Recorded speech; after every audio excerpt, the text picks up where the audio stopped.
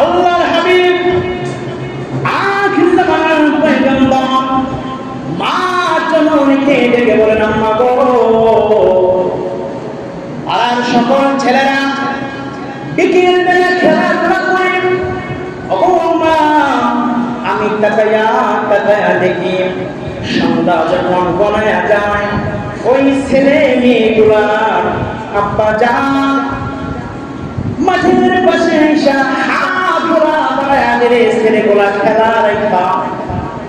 খেলার মাঠ থেকে দৌড়ায়া আব্বা জানের কোলের মধ্যে উঠে যায়। আম্মা গো আমার আব্বা কোথায় জানতে চায়। মা মেনা চোখের পানি গুলা ফেলাইয়া বলতে লাগলেন, মুহাম্মদ তুমি দুনিয়াতে আসার পূর্বে তোমার বাবা তোমার মালিকের দরবারে সাড়া দিয়েছে। অমনি করে আল্লাহর হাবিব মাকে মজা বাবাকে জীবন দশায় কোনদিন চোখে দেখতে পায় না। বাবার কবরটা দেখে দিল ঠান্ডা করবো, আব্বার কবরটা যেন করবো। আল্লাহ হাবিব শিশু শুনো বাবার বাড়ি রওনা হলেন। সদর মদিনায় তিনি এক মাস সেইখানে রাসূলকে নিয়ে তিনি কাটালেন। লম্বা চড়া ঘটনা। আল্লাহ হাবিব তার বাবার কবর জিয়ারত করলেন। প্রতিমধ্যে দীর্ঘ এক মাস পরে যখন মামেরা সুদূর মক্কায় চলে আসবেন, প্রতিমধ্যে আবওয়া নামক স্থানে মা আমেনা মৃত্যুর কোলে ঢলে পড়েন। ইন্নাল্লাহ। রাসূল সাল্লাল্লাহু আলাইহি ওয়াসাল্লামের 9 বছরের ঢালায় 9 বছরের সময় তার আম্মা দুনিয়ার জমিন থেকে চলে গেলেন। রাসূল ছিল রাসূল সাল্লাল্লাহু আলাইহি ওয়াসাল্লাম একেবারে ইতিম হয়ে গেলেন। আবু নামক স্থান থেকে আল্লাহর হাবিবকে উম্মে আইমান যেটা আব্দুল্লাহ দাসী হিসাবে রেখে গিয়েছিলেন, উম্মে আইমান রাসূলকে নিয়ে শুধু মক্কায় গিয়া দাদা আব্দুল মুত্তালিবের হাতে সুপর্দ করলেন। আব্দুল মুত্তালিব 2 বছর লালন পালন করার পরে তিনিও দুনিয়া থেকে বিদায় হয়ে গেলেন। বিদায় মুহূর্তে শিশু মুহাম্মদ সাল্লাল্লাহু আলাইহি ওয়াসাল্লামকে চাচা আবু তালিবের হাতে সুপর্দ করলেন। সুবহানাল্লাহ। চিন্তা করছেন, দুনিয়াতে আসার পর বাবা নাই, আসছেন দুনিয়ায় 6 বছরের বেলায় আম্মা জান চলে গেলেন, দাদার কুলে ছিলেন, দাদাও চলে গেলেন। অর্থাৎ আল্লাহ চায় যে রবি আমি কারো কাছে আপনাকে কারো পাশে আপনাকে আশ্রয় দিতে চাই না, আমি আল্লাহ তাআলা নিজেই আপনার আশ্রয় হতে চাই। সুবহানাল্লাহ বলেন। আল্লাহর হাবিব এই পৃথিবীর কারো কাছ থেকে কোনো শিক্ষা গ্রহণ করেন না। নবীজি উম্মি ছিলেন, মানে দুনিয়ার লেখাপড়া করেন না। আল্লাহ তাআলা বলেন আমার বন্ধুকে আমি আল্লাহ তাআলা স্বয়ং নিজে সমস্ত শিক্ষা দান করলাম। তিনি ছিলেন পৃথিবীর সর্বশ্রেষ্ঠ জ্ঞানী। সুবহানাল্লাহ। আল্লাহর পরে যার জ্ঞান তিনি হলেন আমার নবী মুহাম্মদ সাল্লাল্লাহু আলাইহি ওয়াসাল্লাম। বন্ধুরা চাচা আবু তালিব আল্লাহর হাবিবের 8 বছর থেকে তিনি জিম্মাদারি গ্রহণ করলেন। কোনদিন নবীজিকে একটা কম পর্যন্ত দেন নাই। কিতাবে আসছে আবু তালিব নিজের সন্তান থেকে নবীজিকে বেশি মহব্বত করেছেন। সুবহানাল্লাহ।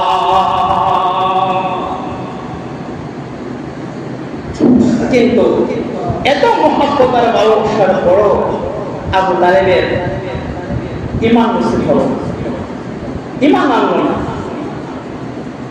যাই হোক ভাই, আমাদের সামনে আসবে ইনশাআল্লাহ। তাহলে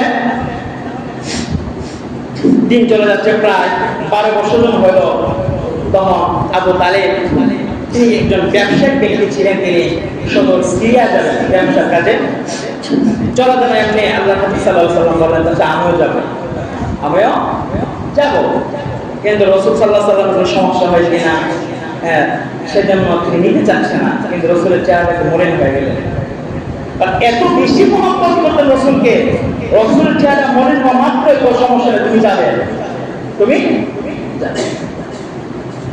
আল্লাহর হাবিবকে চাচা বলে 12 বছর বয়সে সুদূর সিরিয়া থেকে রওনা করলেন।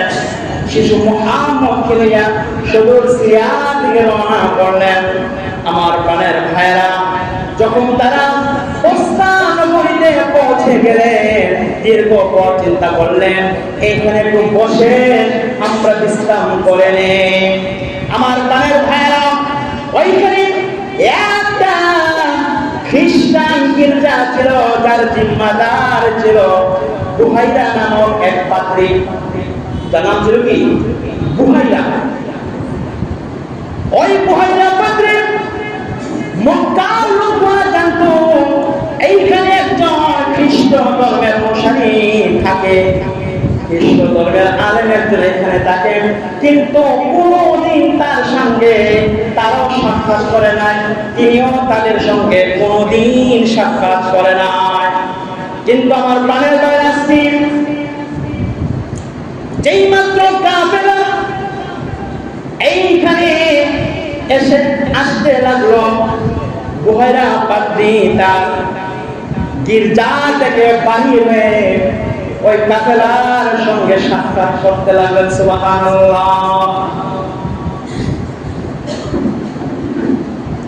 অমনি করে বুহাইরা বলেন, হে কুরাইশি কাফেলার সময়, আজকে আমি তোমাদের সবাইকে খাবারের জন্য আমার গির্জার মধ্যে ইনভাইট করলাম। সুবহানাল্লাহ।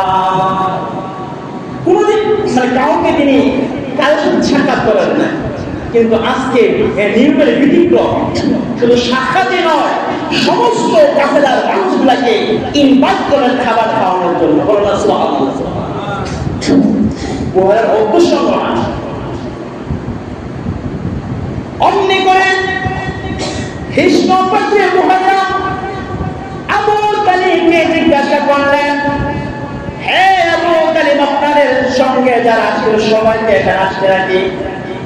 কিন্তু সবাই এক এক করে মাথা থেকে মাথা দেখতে লাগলো, দেখে সাইড করতেছে, তুমি এদিকে যাও, তুমি ওই দিকে দাঁড়াও।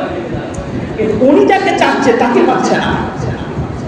তিনি মাথা থেকে মাথা করে দেখতেছে, কিন্তু কি তিনি যাকে খুঁজতেছে তাকে পাচ্ছে না। অমনি করে পাদ্রী বলেন, হ্যাঁ আবু তালিব, আপনাদের সঙ্গে যত মানুষ ছিল সবাইকে আসছে। আবু তালিব বলেন, না, আমার একজন ভাতিজা এখনো এই গির্জায় প্রবেশ করে নাই, তিনি আমাদের মালামালের কাছে দাঁড়ায় আছে। অমনি করে ওই খ্রিস্ট পাদ্রী বললেন, হে কুরাইশ সর্দার, আপনি অতি বিলম্বে তাকে আমার গির্জায় নিয়ে আসেন। আমার প্রাণের ভাইরা, যেই মাত্র আল্লাহর হাবিবকে এখানে আনা হলো, এমনি করে খ্রিস্ট পাদ্রী মাথা ঝুঁকি পাথা পর্যন্ত একবার নয়, দুইবার নয়, কয়েকবার দৃষ্টিগোচর করলেন। সুবহানাল্লাহ। খ্রিস্ট পাদ্রী বলেন, আমি তাকে খুঁজছি, এই মাত্র পেয়ে গেলাম। সুবহানাল্লাহ বলেন। এবার হাযা রাহমাতুল লিল আলামিন বলেন। সুবহানাল্লাহ। এই পাদ্রী হে কুরাইশ কাফেররা শুনো, এই ছেলেটা ভবিষ্যতে এই পৃথিবীর সকল ধরনের সমস্ত মানুষের সবকিছু তিনি সরকার হবে। সুবহানাল্লাহ বলেন। এমনি কুরাইশরা বললেন, হে খ্রিস্ট পাদ্রী, বলো না তুমি কিভাবে জানতে পারলা এই ছেলেটা বিশ্ব নেতা হবে, কেমনে তুমি জানতে পারলা? এমনি করে কৃষ্ণপত্রী বলেন, তোমরা যখন কাফেলা নিয়ে এদিকে আসতেছিলে, আমি পর্যবেক্ষণ করলাম এই কাফেলা দিকে গাছগুলো অবনত হইয়াছে, সেজদারত হইয়াছে। সুবহানাল্লাহ। তাওরাতে বলেছেন, ইনজিলে বলেছেন, কোন নবী ছাড়া গাছপালাগুলা কাউকে সেজদা করে না। আমি দেখতে লাগলাম এই কাফেলা থেকে গাছগুলা অবনত হয়েছে, সেজদারত হয়েছে। আমি 100% নিশ্চিত হয়ে গেলাম এইখানে নবী আছেন। সুবহানাল্লাহ। আর যেহেতু আর কোন নবী আসবে না, তিনি হলেন আখিরি নবী, তিনি ছাড়া আর কেউ এইখানে না। আমার বন্ধুরা, কৃষ্ণপত্রী সমস্ত খাবারের জন্য ইনভাইট করলেন, কারণ মূল প্রান্তরে খাবারের কোনো ব্যবস্থা নাই। দেখা গেল খাবারের কোনো কি নাই, ব্যবস্থা নাই। যেই মাত্র পার্টি তাকে ইনভাইট করেন খাবারের জন্য, তারা তো খুশিতে বাদ পায়। আমার বন্ধুরা, সমস্ত খানা পিনা হয়ে যাওয়ার পরে পাত্রীর সকলকে ইনভাইট করেছেন, রুটি এবং গোশত হয়ে গেছে সকলে বসার জন্য। ওই গাছটা যে গাছটা তুমি বসছো, গাছের চতুর্পাশে সকলে বসো, গাছের চতুর্পাশে সকলে বসে, যেখানে গাছের ছায়া পড়ে, ছায়ার মধ্যে ছায়ার মধ্যে সকলে বসে গেল। কিন্তু রাসূল সাল্লাল্লাহু আলাইহি ওয়াসাল্লাম একটু দূরে ছিলেন। সমস্ত মানুষ বসে যাওয়ার পরে পাত্রী আইলো যে 12 বছরের বালক মুহাম্মদ সাল্লাল্লাহু আলাইহি ওয়াসাল্লাম নাই। তিনি ওই ছিলেন কোথায়? পরে যার জন্য সমস্ত মানুষকে ইনভাইট করলাম, ওই ছেলেটা কোথায়? ওই সেই ছেলে না আসা পর্যন্ত কাউকে রুটি দেওয়া হবে না। বন্ধুরা আমার, অমনি করে একজন কুরাইশ লোক আল্লাহর হাবিবকে নিয়ে আসলেন। আয়েশা দেখেন সমস্ত মানুষগুলা গাছের ছায়ার চতুর্পাশে একে অপরের সাথে মিলেমিশে বসে গেছে, আর বসার কোনো জায়গা নাই। আমরা বলে এই চাপেন, পরিবারে একটু ভালোই দেয় কয়েক চাপেন, আমি বলতে মনে করলাম মায়ের বইটা দিয়েছে দেখা আমার বললাম এই যে বর্তমানে বলা আমার অবস্থা। আল্লাহ হাবিব সাল্লাল্লাহু আলাইহি ওয়াসাল্লাম আয়েশা কাউন কিছু বলেন নাই, রাসূল আস্তে করে কোণায় বসে গেলেন। সুবহানাল্লাহ। তারা সকলে ছায়ার মধ্যে বসছেন, গাছের ছায়া, আর আমার নবী বসছেন কোথায়? রৌদ্রের মধ্যে। অমনি করে ওই গাছের ছায়া ধরে মুহূর্তের মধ্যে করে আমার নবীর মাথার উপরে চলে যায়। অমনি করে পাত্রী বলেন, কুরাইশেরা রে, এই মাত্র দেখে নাও তিনি যে বিশ্ব নবী, এটার মধ্যে কোনো সন্দেহ নাই। অমনি করে মহিলা বলেন, হ্যাঁ কুরাইশেরা শোনো, এই বাচ্চাটারে নিয়া তোমরা সিরিয়া রোম কোনদিন গমন করো না। কারণ তারা যদি মুহাম্মদ সাল্লাল্লাহু আলাইহি সাল্লামকে দেখে তারা কি আক্রমণ করতে পারে, তার ক্ষতি করতে পারে। তখন আল্লাহু আকবার, তারা সকলে মিলে খানার মধ্যে বসে গেলেন। সকলে রাসূল সাল্লাল্লাহু আলাইহি সাল্লাম ধীরে ধীরে সুস্থভাবে খানা হাত দিয়ে খেতে লাগলেন। এখন তো আমাদের সোসাইটি হয়ে গেছে, হাত দিয়ে খাইলে কেমন কেমন লাগে। ভালো ভালো সোসাইটি আর কি, সোসাইটির মধ্যে গেলে দেখবেন যে আপনি চামচ ইউজ করে, কি ইউজ করে? চামচ। যেগুলো সোসাইটি, আমার মনে শয়তান, যেটা রাসূল করেন না, যেটা সোসাইটি হতে পারে না, এটা শয়তানের কাজ হতে পারে। হাত দিয়ে খানা খাইলে বর্তমান সায়েন্টিস্টরা বলে তার হজম শক্তি বৃদ্ধি পাবে। প্লেট চেপে গেলে বর্তমান মানুষের জীবন ঘটাইছিল। প্লেট যদি কেউ রেস্টুরেন্টে গিয়ে বা বিয়ে বাড়িতে গিয়ে প্লেট চাই দেখা, অনেক আছে বিয়ে করতে জীবনে মনে করে আছে রাসূলের সুন্নাত প্লেট চেপে খাওয়া। প্লেট যদি চেপে খায় রাসূল ডাক্তাররা বর্তমানে বলেন যে তার হজম শক্তি বৃদ্ধি হবে। সুন্নাত আদায় হবে। রাসূলের আশিক বললেই হওয়া যায় না, রাসূলের আশিক হইতে হইলে কি ফেদা হইতে হয়, কুরবান করতে হয় নিজের আত্মমর্যাদা। যেমন আপনি বলেন বিয়ার করে কি আমি চাইতে আমি কি করি, আমি রেস্টুরেন্টে গেলাম, এই বড় রেস্টুরেন্ট, মানুষ অর্ধেক খায় অর্ধেক খাওয়াই দেয়, আর আমি পুরাটা সাইডটা পুরো খাইলাম, আমি কিতা করব বলে এই কিতা করব একটা বিষয় অন্তরে কাজ করে, এটা নিয়ে কুরবানি করতে হইবে, তাহলে রাসূলের আশিক হওয়া যায়। আল্লাহর হাবিব হাদিস শরীফের মধ্যে ফরমান কুল্লু উম্মতি ইয়াদখুলুনাল জান্নাহ ইল্লা মান আবা।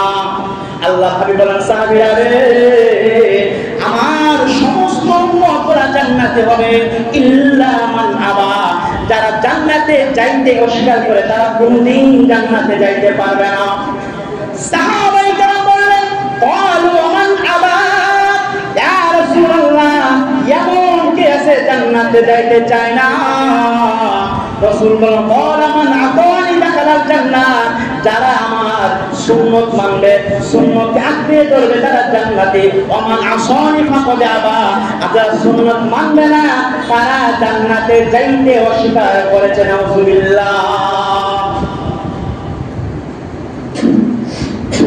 তাহলে রাসূলকে ভালোবাসি বললেই হবে না, রাসূলের আদর্শ অনুসরণ করতে হবে। রাসূলকে মুহাব্বত করে মুখটা বললেই হবে না, রাসূলের কাজকে অনুসরণ করতে হবে, সুন্নাহ মানতে হবে। আল্লাহ তাআলা কুরআনুল কারীমের সূরাতুল আলী ইমরানের 31 নম্বর আয়াতে আল্লাহ বলেন কুল ইন কুনতুম তুহিব্বুনাল্লাহ,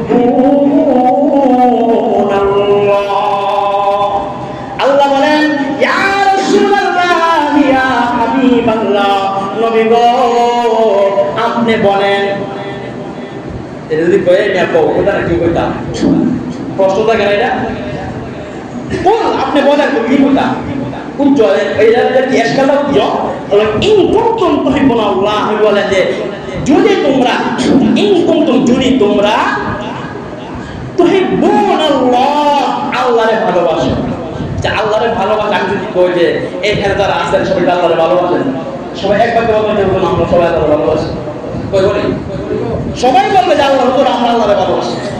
একটা লোক পাবেন না যে সে বলবে যে না আমি আল্লাহরে ভালোবাসি, পাবেন?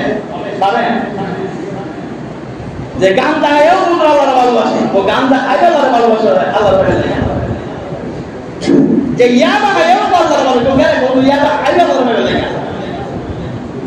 অত সবার একবার কো যে আমরা আল্লাহরে চাই, আল্লাহরে ভালোবাসি।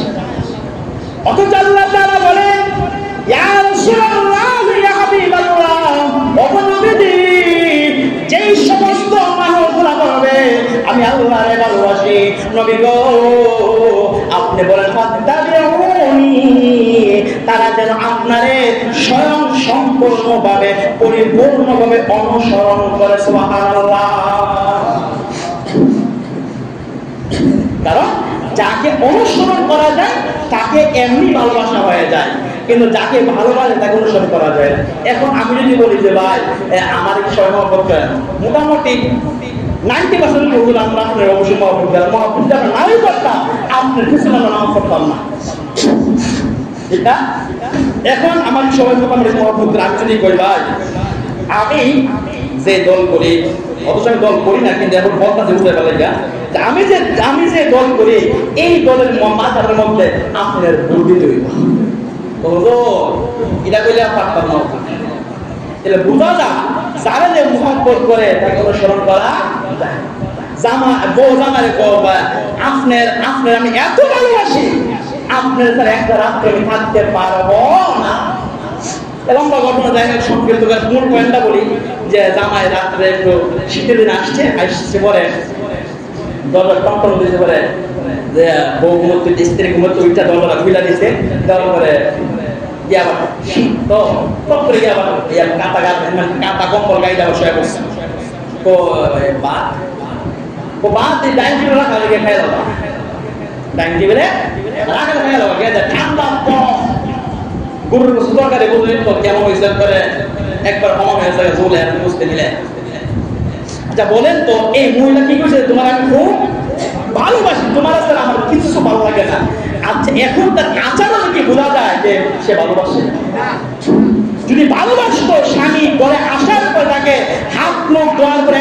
দিত, তারপরে বলতো যে আপনি বসেন, আমি তোকে একটু গরম করে নিয়ে আসি, ঠিক কিনা? মুখে বলা আর ভালোবাসা এক না, ভালোবাসার অনুসরণ এক না। সেজন্য আল্লাহ বলেন, ইয়া রাসূলুল্লাহ ইয়া হাবিবাল্লাহ, ওগো নবীজি আপনি তাদেরকে জানাই দেন যে সমস্ত মানুষেরা বলে আল্লাহরে ভালোবাসি, নবী গো আপনি বলেন তারা যেন আপনি নবীকে পুঙ্খানুরূপে ভালোবাসে। আল্লাহ বলেন লাকাদ কানা লাকুম ফি রাসূলিল্লাহি উসওয়াতুন হাসানা। আল্লাহ বলেন পৃথিবীর মানুষেরা রে, তোমাদের জন্য রাসূলের জীবনে রয়েছে উত্তম আদর্শ। রাসূলের জিন্দেগি যদি অনুসরণ করতে পারো তাহলেই তোমাদের জীবন হয়ে যাবে ইহকাল এবং পরকাল কামিয়াব।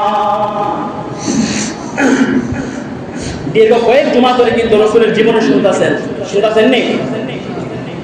আরো কয়েক জুমা চলবে ইনশাআল্লাহ। সবার পরে দেখা যাবে জীবনের পরিবর্তন হবে। যদি বলতে যে সে ওই এত বোঝা গেল হিমনটা হয়েছিল, হিমনটা কোনটা মেনে নেই, হিমনটা কয়ে লাই একবার সারা রাত বাস করছে পুকুরে, খুব সুর দিয়ে বাস করছে পরে লাইজের মজুর ঘটনা করছে, লাইজার মজুর ঘটনা করছে আর কি। একবার সময় লাগছে একটা কথা কইতাম, রাত্রে দেওয়ার করছেন সেই কি হয়েছে তবে মনে করতেন কিন্তু হাজার তবে একটা কথা বলবো, লাইন যেতে কইছিল বেড়া না তোমার কেউ নিল কেউ বুঝছে, কেবল বুঝছে টানে শুরু হয়েছে না। কিছু সুন্নাহ আছে দেখবেন যে আয়া বুঝে না, সুবহানাল্লাহ এমনি সুবহানাল্লাহ রহমান এরকম চিন্তা করে হুজুর কেন কথা কইব। রাসূলের জীবনে শোনার পরে যদি আপনার জিন্দেগির কোনো পরিবর্তন না আসে, বোঝা গেল যে আপনি আউটের চালতে কুছ নেই করতে।